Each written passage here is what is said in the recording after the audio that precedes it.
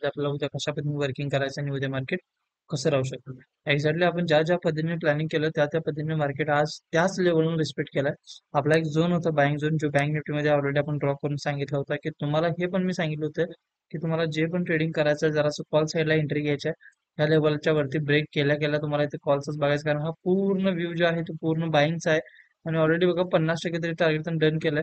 म्हणजे उरलेलं जे टार्गेट आहे ते उद्या एकतर गॅप ओपन होऊन किंवा फ्लॅट ओपन होऊन आपली पहिली कॅन्डल्स आपलं टार्गेट अचीव करून देऊ शकते. सेकंड टार्गेट पण मार्केट सहज त्या लेवलनं आपल्याला अचीव करून देऊ शकतं उद्यासाठी. जर थर्ड द्यायचं असेल तर तुम्हाला एचडीएफसी, आयसीआयसीआय आणि ऍक्सिसला जरासं फोकस करावं लागेल. जर ते चार स्टॉक जर पॉझिटिव्ह असेल तर नक्की हे थर्ड टार्गेट आपल्याला मिळू शकतं. ह्यानंतर समजून जरा जर सेकंड टार्गेट देऊन जर जरी मार्केट खाली येत असेल तर तुम्हाला ह्या ठिकाणी कुठलीही परत सेलिंगची मुवमेंट बघायची नाही. जोपर्यंत ह्या लेवलच्या खाली ब्रेक होत नाही किंवा नवीन एक लेवल निघत नाही तोपर्यंत तुम्हाला जरा सेलिंगचा विचार करायचा नाही. उद्यासाठी फक्त उद्या बँक निफ्टीमध्ये आपण कॉल साईडलाच विचार करणार आहोत. त्यानंतर आपण निफ्टीमध्ये बघूया. जर निफ्टीमध्ये जर आपला व्ह्यू बघितला तर निफ्टीमध्ये आपला एक व्ह्यू होता की इथून मार्केट खाली येणार. मी एक प्लॅनिंग केलं होतं की मार्केट ह्या ठिकाणी येऊन खाली येईल, पण अनएक्सेप्टली मार्केटने गॅप डाऊन ओपन केला आणि गॅप डाऊन नंतर डायरेक्ट हा सपोर्टला सेट टच केला.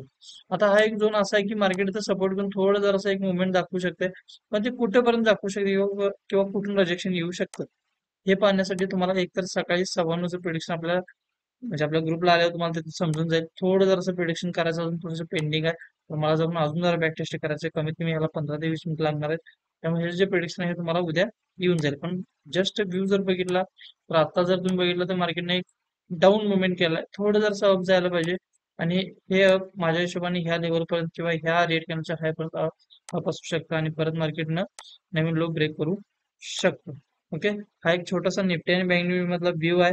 प्लस एक बेस्ट स्टॉक जर तुम्ही म्हणला तर उद्यासाठी तुम्हाला फक्त एक दोन स्टॉक्स कडे लक्ष ठेवायचे. एक तर पीएफसी हा स्टॉक्स पण तुम्हाला बेस्ट आहे आणि एक एसबीआय कार्ड. ह्या दोन स्टॉक्स मध्ये उद्या तुम्हाला फक्त लक्ष ठेवायचे आहे. मुवमेंट वॉच करायचे आहेत. जर तुमच्या अनालिसिस नुसार किंवा जर आमच्याही अनालिसिस जर बेस्ट ट्रेड मिळत असेल तर आपल्या ह्या ग्रुपला पण येऊन जाईल. त्यासाठी फक्त तुम्हाला टेलिग्राम चॅनलला जॉईन करायचं आहे. टेलिग्राम चॅनलला आपण रोजच्या रोज तिथे ट्रेड देत राहतो. Okay, thank you.